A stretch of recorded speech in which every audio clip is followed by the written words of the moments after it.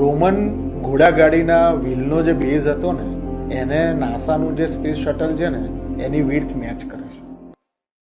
આ બહુ ઇન્ટરેસ્ટિંગ વાત છે. મારો ખાસ ફ્રેન્ડ છે અત્યારે લંડનમાં છે, સિદ્ધાર્થ ઠક્કર. એણે મને આ સ્ટોરી કીધી અને પછી મેં એના વિશે વાંચ્યું. જે SRBs એટલે કે સોલિડ રોકેટ બુસ્ટર જે નાસાના આર્ટેમિસ રોકેટમાં જોવા મળે છે એની જે વિડ્થ છે ને એ 1.4 મીટર અને યુએસનો જે સ્ટાન્ડર્ડ રેલ રોડનો ગેજ એ 4 ફૂટ અને 8.5 ઇંચ છે. હવે આવી ઓડ સાઇઝ કેમ છે? કારણ કે યુએસના જે રેલ રોડ છે ને જે એન્જિનિયર્સે બનાવ્યા ને ઇંગ્લેન્ડના હતા. તો ઇંગ્લેન્ડના લોકોએ આવું કેમ બનાવ્યું? કારણ કે જે ફર્સ્ટ રેલવે લાઇન્સ ઇંગ્લેન્ડમાં બનીને એ જ લોકોએ બનાવી જેણે પ્રી રેલ રોડ ટ્રામવેઝ બનાવ્યા હતા અને ટ્રામવેઝની આ સાઇઝ હતી. સો ટ્રામવેઝનો આ ગેજ કેમ હતો?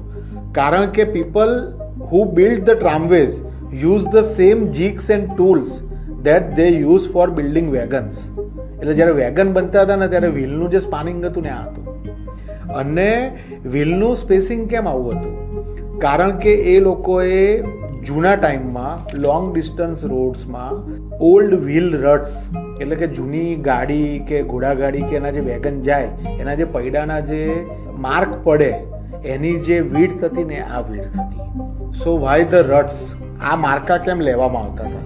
The original ruts which everyone else had to match for fear of destroying their wagons were first made by the wheels of Roman war chariots. એટલે કે રોમન વોર ચેરિયટે જે વ્હીલ રટના બેઝ ઉપર પોતાના વેગન્સ બનાવ્યા, ચેરિયટ્સ બનાવી, એના બેઝ ઉપર વેગન બન્યા, એના બેઝ ઉપર ટ્રામવેઝ બની, એના બેઝ ઉપર ઇંગ્લેન્ડમાં રેલ રોડ્સ બન્યા, એના બેઝ ઉપર અમેરિકામાં રેલ રોડ્સ બન્યા અને એના બેઝ ઉપર નાસાનું સ્પેસ શટલ.